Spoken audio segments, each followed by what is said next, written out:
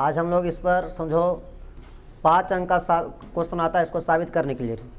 इसमें 2 नंबर का भी आ सकता है, 5 नंबर का ऑब्जेक्टिव, हर तरह का इसमें सवाल बनेगा। तो पहले हम कोशिश करेंगे कि इस कंसेप्ट के द्वारा इसको साबित कर लेने की कोशिश करना है। अच्छा, एक बात तो ये है, थेल्स प्रमेय के मतलब आपको बताए थे कि थेल्स एक प्रकार का मिलेट्स नगर का क्या था, व्यापारी था।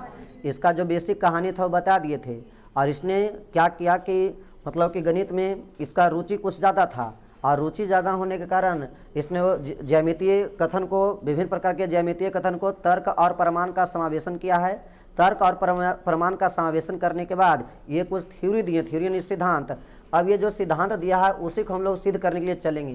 तो विशेष त्रिभुज के नियम में समझना है। देखो 2 नंबर के प्रश्न इसमें क्या आ सकता है कि थेल्स प्रमेय क्या है लिखें। अगर 2 नंबर के आया तो केवल और केवल इसका स्टेटमेंट लिखना। स्टेटमेंट में इसका हम 3 बार बात बोलेंगे, ठीक ठाक होना चाहिए सबको कि हाँ भैया इसका नियम में क्या होगा। देखो ये एक त्रिभुज है, त्रिभुज में कितने भुजा है? 3 भुजा। थेल्स कहता है कि यदि किसी त्रिभुज में एक भुजा के समांतर, अगर किसी त्रिभुज में एक भुजा के समांतर कोई रेखा खींचा जाता है, बाय द वे इसके एक भुजा के समांतर हम यह एक रेखा खींच दिए हैं। ये बताओ यह रेखा किसके समांतर है? AB का, BC का, AC का? क्या लगता है? BC का। तो यही बतवा भी हम समझाने का प्रयास कर रहे हैं कि थेल्स बताया कि यदि किसी त्रिभुज में एक भुजा के समांतर कोई रेखा खींचा गया है तो वह रेखा अन्य 2 भुजा को 2-2 भाग में बांटता होगा और वह दोनों भाग का अनुपात बराबर होगा। जैसे BC भुजा के अगर समांतर ये रेखा खींचे हैं तो यह रेखा 2 भुजा को बांटा होगा। एक भुजा AB को बांट रहा है, एक भुजा AC को बांट रहा है। तो AC को बाय द वे यह AC को बांट रहा है D बिंदु पर, सॉरी AB को बांट रहा है D बिंदु पर, और AC को बांट रहा है कौन बिंदु पर? E बिंदु पर। तो AB को जब 2 भाग में बांटा AD और DB, उसी प्रकार AC को 2 भाग में बांटा AE और EC। तो कहा जाता है किसी त्रिभुज में एक भुजा के समांतर खींची गई रेखा अन्य 2 भुजा को समान अनुपात में बांटता है। जैसे ये 2 भाग बटा ना, ये 2 भाग बटा, तो ये दोनों का अनुपात बराबर होगा। ये दोनों का अनुपात माने 1 भाग AD है, 1 भाग DB है। तो AD और DB का जो अनुपात है इसमें 1 भाग AE, दूसरा भाग EC, ये दोनों के अनुपात के क्या होगा? बराबर होगा। तो फिर से ध्यान से सुनिए, अगर 2 नंबर का सवाल आए कि थेल्स प्रमेय क्या है लिखें अति लघु उत्तरीय प्रश्न में, तो बस इतनी बात लिखना है, किसी त्रिभुज में एक भुजा के समांतर खींची गई रेखा अन्य 2 भुजा को समान अनुपात में क्या करता है? विभाजित करता है। याद रहेगा? एक बार फिर से, किसी त्रिभुज में एक भुजा के समांतर खींची गई रेखा अन्य 2 भुजा को समान अनुपात में क्या करता है? विभाजित करता है। नहीं याद रहेगा? ये फिगर देखो, अब फिगर से बोलने का प्रयास करना है। किसी त्रिभुज में एक भुजा के समांतर खींची गई रेखा कितने भुजा को? अन्य 2 भुजा को कितने अनुपात में? समान अनुपात में विभाजित करता है। और फिगर बनाने के बाद कहना भैया यह BC भुजा के समांतर एक रेखा L खींचे हैं, तो यह अगर L BC भुजा के समांतर है तब BC को तो नहीं काटेगा, जो भुजा के समांतर उसको थोड़ी काटेगा। अन्य 2 भुजा, अन्य 2 भुजा कौन है? AB, अन्य एक भुजा कौन है? AC। तो AB और AC को बराबर बराबर अनुपात में बांटेगा, यानी AD बटा DB बराबर AE बटा EC। ये आपका थेल्स प्रमेय है, और यही थेल्स प्रमेय को भी हमको क्या करना है? साबित करना है। तो पहले आप कथन को लिख दीजिए, लिखते चलिए साथ साथ सिद्ध करते चलेंगे। लिखिए, थेल्स प्रमेय हेडलाइन दे दिया था ना, लिखो थेल्स के अनुसार डैश, थेल्स के अनुसार dash inverted comma start, Thales के अनुसार डैश इन्वर्टेड कॉमा स्टार्ट। लिखिए, किसी त्रिभुज में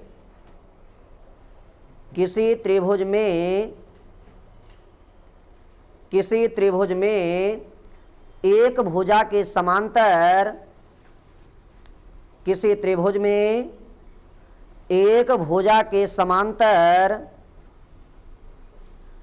किसी त्रिभुज में एक भुजा के समांतर खींची गई रेखा, किसी त्रिभुज में एक भुजा के समांतर खींची गई रेखा अन्य 2 भुजाओं को, अन्य 2 भुजाओं को,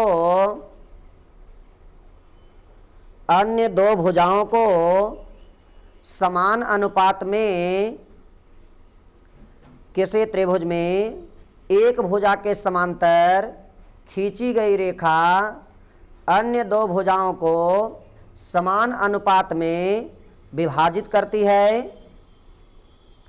किसी त्रिभुज में एक भुजा के समांतर खींची गई रेखा अन्य दो भुजाओं को समान अनुपात में विभाजित करती है। इन्वर्टेड कॉमा बंद कर दिए। चलिए बड़ा सा फिगर आपको बनाना है, जितना बड़ा हो सके, कम से कम आधा पेज, क्योंकि इसमें कुछ सेटिंग भी होगा ना। बड़ा सा फिगर बनाइए। ए बी सी, ठीक है, और एक समांतर रेखा खींचिए एल, जो काट रहा है कहाँ पे, ए बी को काट रहा है डी बिंदु पर और ए सी को काट रहा है ई बिंदु पर। लिख लिए ना, ठीक है। तो नीचे लिखिएगा थेल्स प्रमेय से हो गया। नीचे यदि DE समानांतर है किसका, BC का, यदि DE समानांतर BC तो AD बटा DB बराबर AE और बटा EC।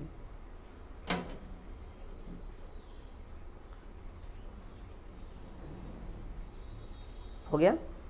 चलिए हटा देते हैं इसको। 2 नंबर में आपको आती लघुत्तरीय प्रश्न में बस इतना ही लिखना है। थेल्स प्रमेय क्या है लिखें, तो एक बार फिर से इसको दोहरा दीजिए। हमने क्या बोला कि थेल्स के अनुसार डैश इन्वर्टेड कॉमा स्टार्ट, किसी त्रिभुज में एक भुजा के समांतर खींची गई रेखा अन्य कितने भुजा को, 2 भुजा को समान अनुपात में क्या करती है, विभाजित करती है। याद रहेगा, किसी त्रिभुज में एक भुजा के समांतर खींची गई रेखा अन्य 2 भुजाओं को समान अनुपात में विभाजित करती है। तो इसी में अभी आप लोग को हम फिगर भी बना दिए कि अगर एक त्रिभुज है और वह एक त्रिभुज में हमने देखा एक भुजा BC, उसके समांतर अगर DE रेखा खींचा गया है तो यह DE रेखा एक भुजा AB को D बिंदु पर और एक भुजा AC को E बिंदु पर काट रहा है। तो AD बटा DB AE बटा EC ये दोनों अनुपात आपस में बराबर होगा। ई 2 नंबर का हो गया। लेकिन 5 नंबर के जब इसमें सवाल आएगी तो ये काहे होता है, कैसे होता है, ये हमको क्या करना है, साबित करना है। तो ये प्रमाणित करने के लिए आपको हमको पहले सिखाना है। लेकिन प्रमाणित करने के लिए हमें जो जो चीज़ का जरूरत पड़ेगा पहले उसको हम एक नज़र बांध देते हैं। पहले आप लोग को हालांकि नोट्स में थ्योरी में सारा चीज़ बता चुके थे कि अगर यह एक समांतर रेखा है, यह एक समांतर रेखा है और अगर 2 समांतर रेखा के बीच यह एक, ध्यान दीजिएगा बुआ, यह 2 समांतर रेखा के बीच यह एक त्रिभुज बनाए और फिर से यह एक त्रिभुज बनाए। दोनों में क्या समस्या देखिए कि यह एक त्रिभुज है ABC, बाय द वे यह A है, B है, C है और यह एक त्रिभुज है DBC। यह 2 त्रिभुज जो 2 समांतर रेखा के बीच था और दोनों एक ही आधार पर स्थित था।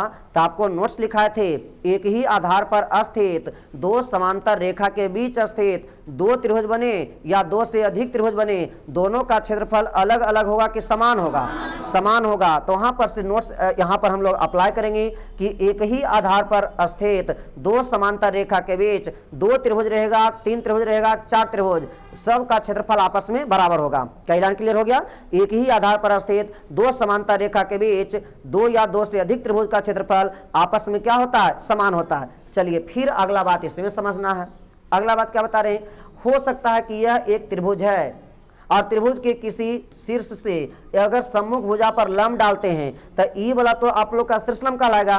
त्रिभुज के किसी शीर्ष से सम्मुख भुजा पर डाला गया लंब ये क्या कहलाता है, शीर्षलंब कहलाता है या इसी को ऊंचाई कहते हैं। और जिस भुजा पर लंब डाला जाता है वह उस भुजा को ही हम क्या कहते हैं, आधार कहते हैं। और जब त्रिभुज का क्षेत्रफल लिखाए थे तो बोले थे कि यही होता है 1/2 गुने आधार गुना ऊंचाई की संगत ऊंचाई, संगत ऊंचाई। तो ऊंचाई कौन होगा, आधार कौन होगा, पता चल रहा।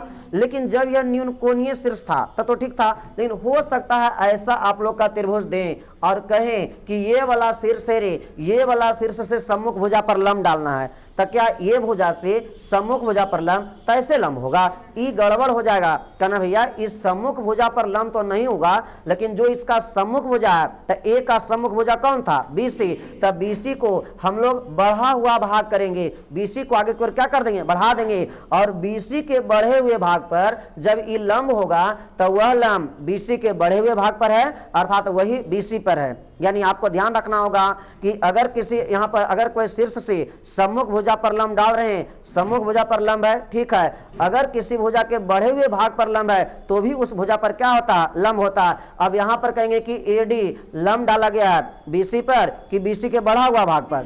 BC के बढ़ा हुआ भाग पर। फिर यहाँ पर क्षेत्रफल क्या होगा? 1/2 गुना आधार गुना संगत ऊंचाई। तो चूंकि AD लंब डाला गया है किस पर? BC पर ना, तो आपको कहना आधार BC होगा और इसके संगत ऊंचाई कौन होगा? AD होगा। क्या इतना बात आप लोग समझे कि नहीं समझे? अब हम इसको साबित करते हैं। तो एक बार लास्ट बार हम लोग फिर से दोहराते हैं, उसके बाद हम साबित करने पर लगते हैं। सबसे पहले आपको क्या करना है? एक फिगर बनाना है।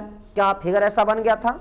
फिगर में हमने क्या देखा था कि सबसे पहले इसमें जो भी है, एक A है, यहाँ पर से B है, यहाँ पर से C है। हमने नियम क्या बताया कि यदि किसी त्रिभुज में थेल्स कहता है एक भुजा के समानांतर अगर कोई रेखा खींचा जाता है, बाय द वे एक भुजा के समानांतर ये रेखा हम L खींच लिए हैं।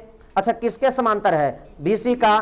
तब BC को तो नहीं, लेकिन BC को छोड़ दीजिए, तब बाकी अन्य दो भुजा, एक भुजा AB है, एक भुजा AC है। AB को D बिंदु पर, AC को E बिंदु पर काट रहा है। इसमें शर्त है कि यह BC और यह DE समांतर है। थेल्स महोदय कहते हैं यदि किसी त्रिभुज में एक भुजा के समांतर कोई रेखा खींचा जाता है तो वह रेखा अन्य दो भुजा को बराबर अनुपात में बांटता है, यानी AD बटा DB बराबर AE बटा क्या होगा? AC। यही ना, इसको साबित करना है। तो पहले बताए फिगर बनाने आएगा आप लोग का कि नहीं? तो पहले साथ साथ चलिए फिगर बन गया है ना?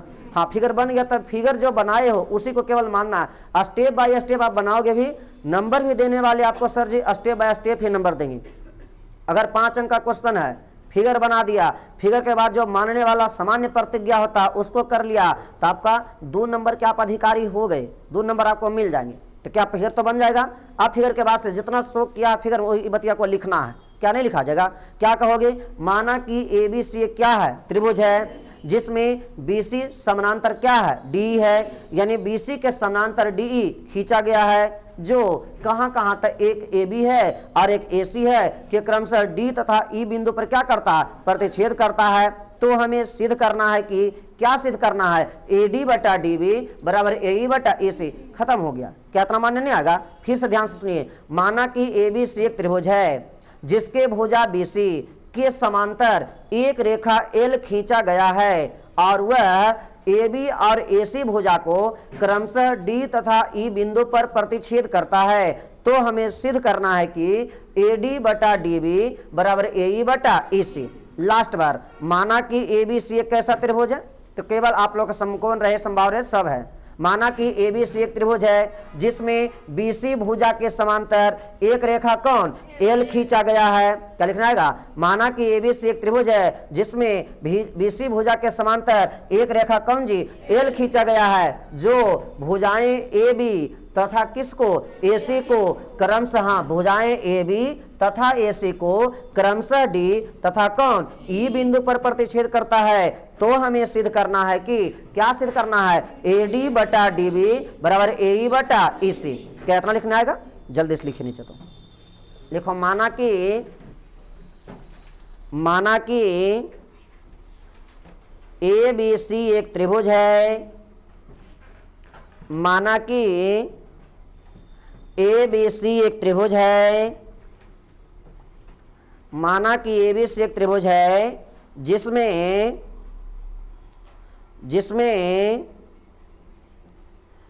BC भुजा के समांतर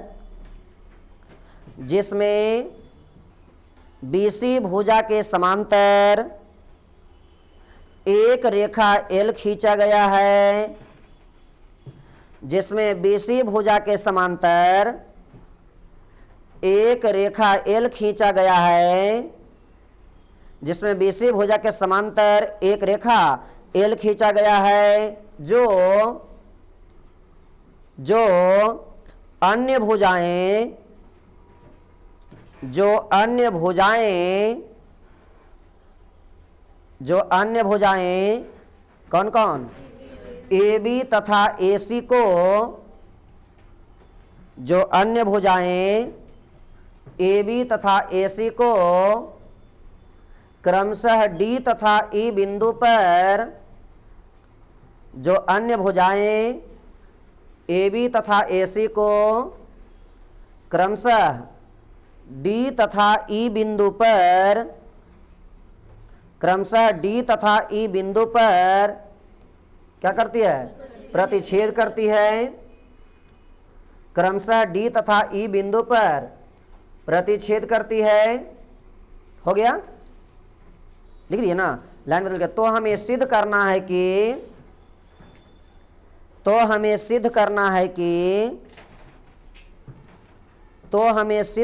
है कि AD बटा DB बराबर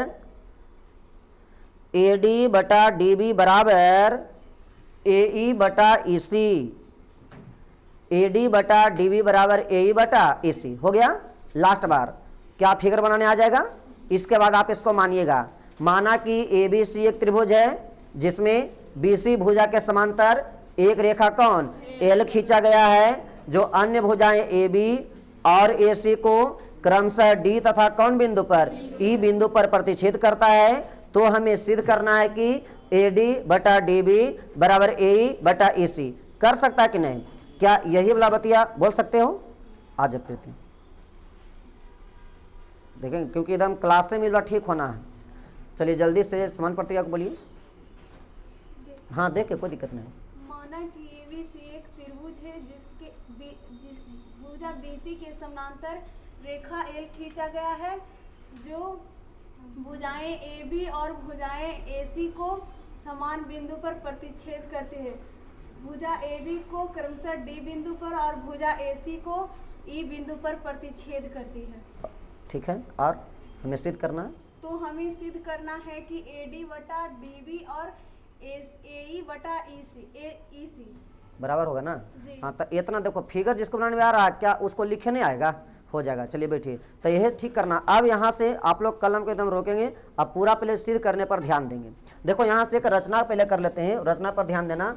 देखिए जी, एक यहाँ पर देख रहे हो ये D है ना, तो बिंदु D से सामने की भुजा पर, यहाँ से अगर हम सामने की भुजा इसको इस प्रकार से कर लेते हैं, इसको हटाइए देते हैं, फिर से बना देते हैं।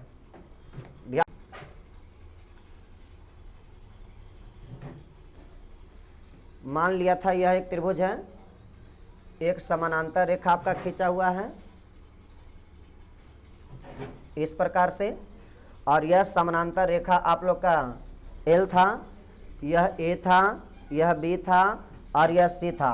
ABC में भुजा BC के समांतर एक रेखा L है, जो AB और AC को क्रमशः D तथा E बिंदु पर प्रतिच्छेद कर रहा है। तो हमें AD बटा DB AE बटा AC बराबर सिद्ध करना है। लेकिन यहाँ से रचना क्या करना है बुआ, रचना हम लोग कर देते हैं कि D से, ये जो हम D देख रहे हैं, D से DM लंब डाला गया सामने की भुजा पर, है ना। तो D से हम लंब डाले हैं कि DM लंब डाला गया किस पर, A पर। एक और अगला क्या है कि यह देख रहे हो कि यह E है, E से EN लंब डाला गया है, तो यह आप लोग का DM लंब हो गया, और यह आप लोग का E से N तक EN लंब डाला गया। दोनों में आप लोग का ध्यान रखना है, DM लंब है किस पर, AE पर, EN लंब है किस पर, AD पर। ई लाइन क्लियर हुआ। एक और रचना में क्या ध्यान देना है कि यहाँ से B से हम लोग E को मिलाया और C को हम लोग किस से, D से मिलाया। रचना में इतना काम करना पड़ेगा। फिर से फिगर बना लिए थे। माना कि ABC एक त्रिभुज है जिसमें BC भुजा के समांतर एक रेखा L खींचा गया है, जो भुजाएं AB और AC को क्रमशः D तथा E बिंदु पर प्रतिच्छेद करता है। और इसके बाद हमें सिद्ध करना है कि AD बटा DB बराबर AE बटा EC, यही ना। इसके लिए फिर रचना लिखना होगा। रचना क्या लिखेंगे, तो रचना में एक हम बता दिए कि एक आप लोग का है DM, तो DM लंब डाला गया है किस पर, AE पर, DM लंब AE, कॉमा फिर क्या है जी ई एन, तो ई एन भी लंब डाला गया किस पर, ए डी पर, तो ई एन लंब ए डी डाला, यह आप लोग का ये है, तो ई एन लंब ए डी डाला गया है। फिर इसके बाद और क्या किए, तब बी से ई को और सी को किससे, डी से, तब बी से ई को सी से डी को मिलाया। इतना काम आप लोग को रचना में करना पड़ेगा। क्या कर सकते हो, डीएम लंब किस पर डाला, ए डाला, ई एन लंब किस पर डाला, डी डाला, और फिर हमने कहा बी से किसको, ई से, और सी से किसको, डी को, इसको आपस में क्या किया, मिलाया। इतना काम करना है। साथ साथ चलती से फिगर में ऐसा बना दो, फिगर बना दीजिए, क्योंकि बाद में बताएंगे तो फिगर बर्बाद हो जाएगा। डीएम लंब डाले हैं, डीएम लंब डाला है ए पर, और ई एन लंब डाला है ए डी पर, और उसके बाद बी से ई को मिलाया है, सी को डी से मिलाया है। हो गया जी।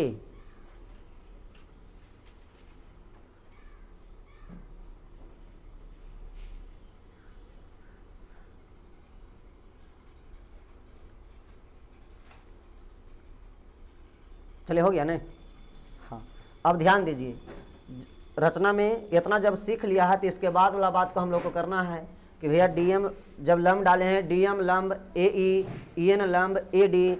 अब यहाँ से आप लोग लिखिएगा ना, बस ध्यान दीजिएगा प्रमाण से। प्रमाण क्या करें, हम सबसे पहले लिखते हैं area of triangle A D E. Area of triangle A D ई मतलब ए डी ई का क्षेत्रफल। तो बोलो किसी भी त्रिभुज का क्षेत्रफल बराबर क्या बताए हैं, 1/2 गुना आधार गुना संगत ऊंचाई।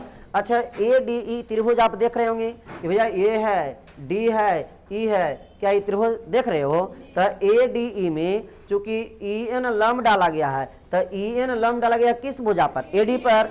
तो जो लंब डाला गया है ई तो ऊंचाई है, जिस भुजा पर लंब डाला गया हुआ आधार है। यानी हम कहेंगे area of triangle A D ई, त्रिभुज ए डी ई का क्षेत्रफल बराबर 1/2 गुने आधार गुना संगत ऊंचाई।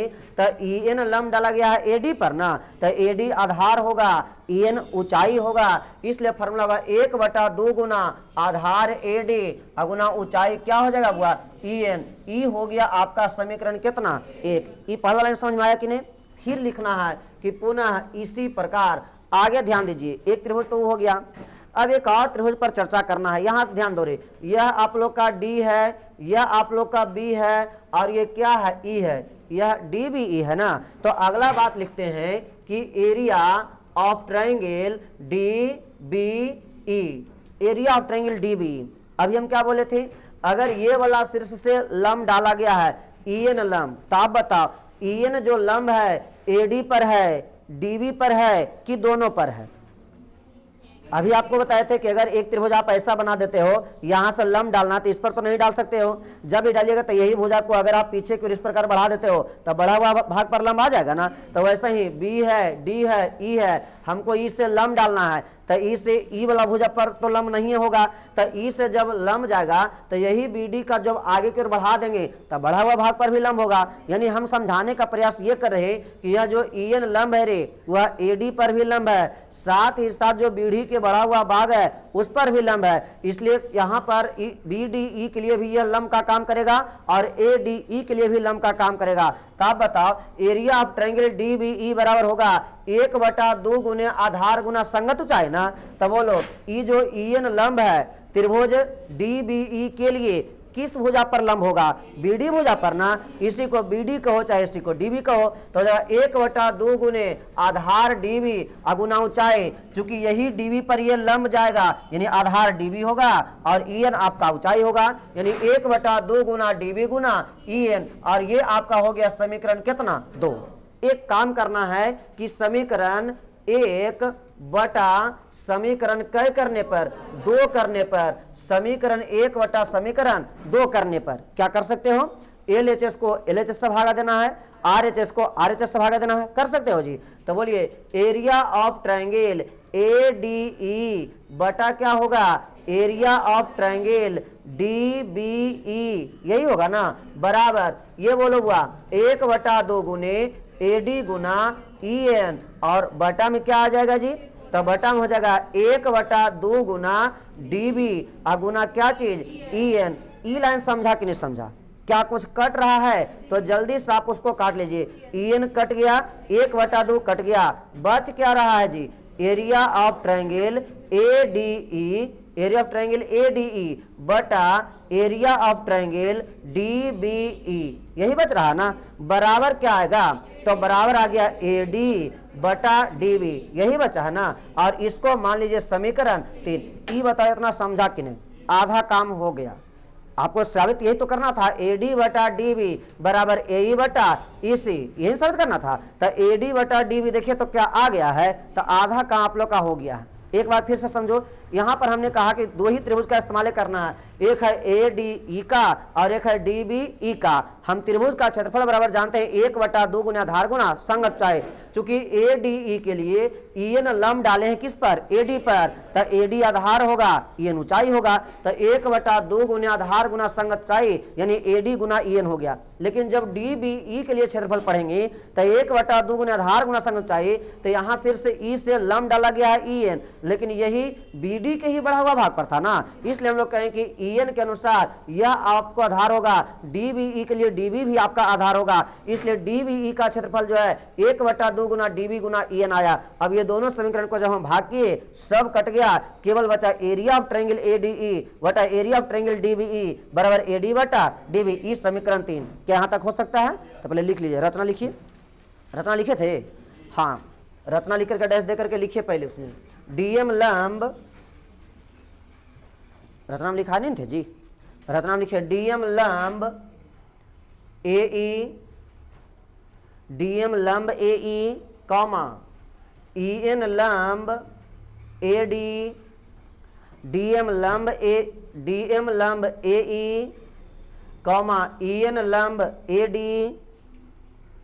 कॉमा B से E कॉमा C से D, DM लंब AE, EN लंब AD, B से E, C से D को मिलाया,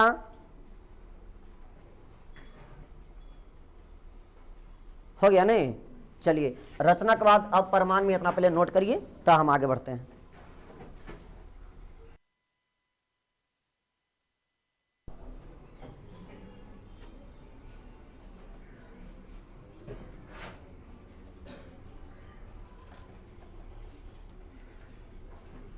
चलिए ध्यान दीजिए, यहाँ तक आप लोग ले आए तो इस समीकरण 3 को याद रखना है कि एरिया ऑफ ट्रायंगल ADE बटा एरिया ऑफ ट्रायंगल DBE, इसका जो अनुपात आया है वह AD बटा क्या है, DB है।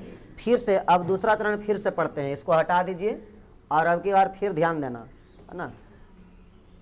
देखो तो अगर हम ADE में कहेंगे रे कि EN लंब डाला गया है AD पर, तो दूसरा तरफ से ऐसा भी तो पढ़ सकता है कि भैया DM लंब है किस पर, AE पर। तो हम आपको बताए थे कि जब त्रिभुज का क्षेत्रफल हम निकालेंगे तो 1/2 गुना आधार गुना संगत ऊंचाई होता है। तो जब हम DM लंब डाले हैं AE पर, तो इसके लिए आधार का काम AE करेगा और ऊंचाई का काम कौन करेगा, DM करेगा। तो यहाँ पर से लिखते हैं, फिर से या पुनः करके लिखिएगा कि area of triangle ADE, area of triangle ADE। तो जब अब की बार लीजिएगा एरिया ऑफ ट्रायंगल ADE बराबर 1/2 गुना आधार गुना संगत ऊंचाई, तब की बार आधार और संगत ऊंचाई बदल जाएगा। DM लंब डाला गया है AE पर ना, तो आधार हो जाएगा AE और ऊंचाई कौन होगा जी, DM। ई आपका हो गया समीकरण 4। ई लाइन समझ में आया। जब EN लंब डाला गया था AD पर, तो AD आधार था, EN ऊंचाई था। लेकिन अब की बार DM जब लंब डाला गया है AE पर, तो आधार आपका AE होगा और DM आपका संगत ऊंचाई होगा। तो 1/2 गुना AE गुना DM, क्या यहाँ तक सही है। उसी प्रकार DM जो लंब डाला गया है ये सिर्फ AE पर ही नहीं है, जबकि अगर हम त्रिभुज DEC ये वाला अगर त्रिभुज की बात करते हैं बुआ कि D है, E है और C है, क्या ये त्रिभुज नजर आ रहा है। तो यह त्रिभुज में ये जो CE है रे, यह CE के बढ़ा हुआ भुजा पर भी यह DM लंब है। इसका मतलब बात समझ में आ रहा होगा कि DM लंब AE पर भी है और यह ईसी पर भी है, तो यह डीईसी त्रिभुज के लिए आधार का काम ईसी करेगा और ऊंचाई का काम डीएम करेगा। इसलिए हम यहाँ पर बोल सकते हैं एरिया ऑफ ट्रायंगल डीईसी। तो एरिया ऑफ ट्रायंगल डीईसी बराबर क्या होगा, 1/2 गुने आधार। तो आधार कौन होगा, ईसी। आधार हो गया ईसी और गुना ऊंचाई का काम कौन करेगा, डीएम। तो ऊंचाई हो गया डीएम और ये हो गया समीकरण 5। ई लाइन समझ में आया कि नहीं। अब फिर से वही बात करिए, समीकरण 4 भागा समीकरण कै करने पर, 5 करने पर क्या ये कर सकते हो कि नहीं कर सकते हो। तो समीकरण 4 भागा 5, तो एरिया ऑफ ट्रायंगल एडीई बटा एरिया ऑफ ट्रायंगल डीईसी बराबर क्या होगा। तो देखो 1/2 गुने एडीई में क्या था, 1/2 गुना एई गुना डीएम और बटा 1/2 गुना ईसी गुना डीएम। क्या यही था जी। अब जो कट रहा है आप उसको काट सकते हो। देखो तो डीएम कट गया, 1/2 भी साफ हो गया, बच क्या रहा है, एरिया ऑफ ट्रायंगल एडीई बटा एरिया ऑफ ट्रायंगल डीईसी बराबर एई और बटा कितना जी, ईसी। यहां तक समझ में आया कि नहीं। अच्छा, एक बात और हम समझने का प्रयास करते हैं। देखो तो अभी हम बताया कि थेल्स प्रमेय में क्या है कि यह जो आप देख रहे हैं डीई रेखा जो है और बीसी रेखा जो है, ये दोनों आपस में क्या है, समांतर है।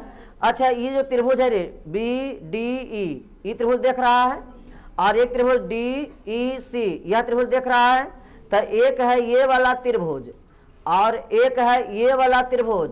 आपको देखी से पता चल रहा है कि भैया इसका भी आधार डीई है, माने यह बीडीई त्रिभुज के लिए भी आधार का काम कर रहा है और यह डीईसी के लिए भी आधार का काम कर रहा है। साथ ही साथ ये दोनों जो त्रिभुजवा है वो दो समांतर रेखा के बीच स्थित है ना। तो अभी तो थोड़ी देर पहले बताए थे, दो समांतर रेखा के बीच एक ही आधार पर रखा हुआ दो त्रिभुज रहे या दो से अधिक त्रिभुज रहे, दोनों का क्षेत्रफल आपस में क्या होगा, बराबर होगा। तब हम कहेंगे कि यह डीबीई त्रिभुज डीईसी त्रिभुज दोनों दो समांतर रेखा के बीच स्थित है और एक ही आधार पर रखा हुआ है, इसलिए दोनों का क्षेत्रफल एक होगा कि अलग अलग होगा, कहना दोनों का क्षेत्रफल एक होगा। ई लाइन समझ में आया कि नहीं। यहां तक बात आप लोग ध्यान में रखिएगा, तो समझिए। इधर से थोड़ा सा इसको और ऐड कर देते हैं। हमने क्या कहा कि चूंकि यहां पर लिखना है त्रिभुज, एक है डीबीई त्रिभुज डीबीई तथा एक त्रिभुज डीईसी ना, त्रिभुज डीबीई तथा त्रिभुज डीईसी एक ही आधार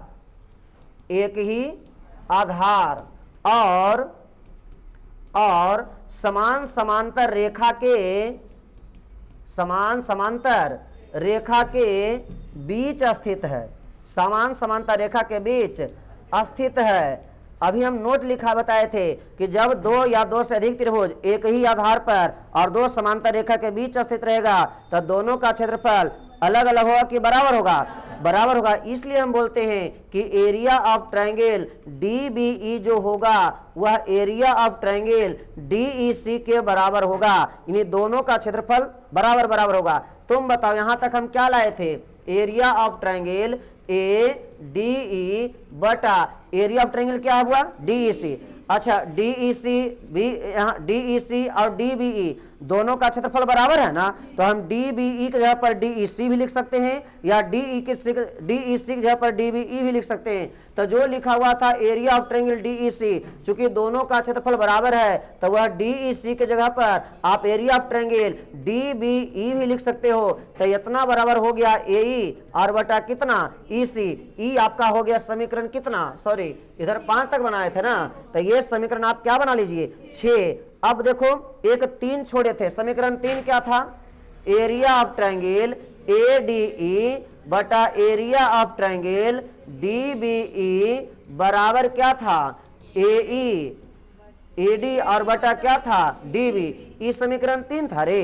अच्छा, समीकरण 6 में देखिए तो एरिया ऑफ ट्रायंगल एडीई बटा एरिया ऑफ ट्रायंगल डीबीई बराबर एई बटा क्या आया, ईसी।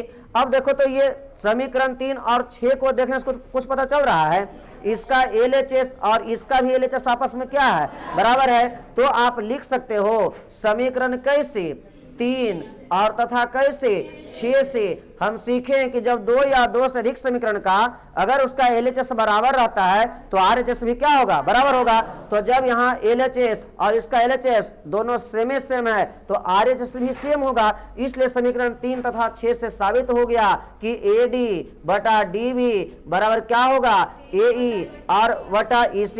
यही हमको क्या करना है, लाना है। ये बता साबित करने आया कि नहीं आया, एकदम बढ़िया साबित हो गया होगा। तो जल्दी से आप इसको छाप लीजिए। और कि अगर किसी त्रिभुज, कोई भी त्रिभुज की बात करता है, कहेगा थेल्स प्रमेय, तब पहले भाषण का इसमें स्टेप बाय स्टेप फेरे। अगर जल्दबाजी में तुम सोचेगा तो सही हो जाएगा कि यदि किसी त्रिभुज में एक भुजा के समांतर कोई रेखा खींचा जाता है तो वह रेखा अन्य दो भुजा को समान अनुपात में क्या करता है, विभाजित करता है। यही चीज़ में हमने कहा अगर ये त्रिभुज है, यह A है, B है, C है और यही BC के समांतर अगर यह DE रेखा खींचा गया है तो ऐसे अवस्था में AD बटा DB का मान AE बटा EC का मान बराबर होगा। इसको साबित करने के लिए आपको तरह तरह के यहाँ पर स्टेप आया, वो स्टेप आप लोग केवल ध्यान दीजिएगा। करना आप लोग का HW में क्या है, बस वही एजा से जाना है। एक एक टेबलेट 3 दिन, मतलब एक एक टेबलेट आप लोग को 3 टाइम्स लेना है रे, मैंने सुबह, दोपहर और शाम। क्या ये 3 बार उतर जाएगा। और ई वाला कहानी करना है कई दिन तक, 3 दिन तक। तो 3 तिया कई बार लिखा जाएगा, 9 बार। एकदम फुल एंड फाइनल बुखार ठीक हो जाएगा। बात सुना रहा है कि नहीं, हो जाएगा ना। तो कल हम पहले चेक करेंगे और उसके बाद आज कल परसों ना चौथा दिन जो होगा किसी को भी हम बोला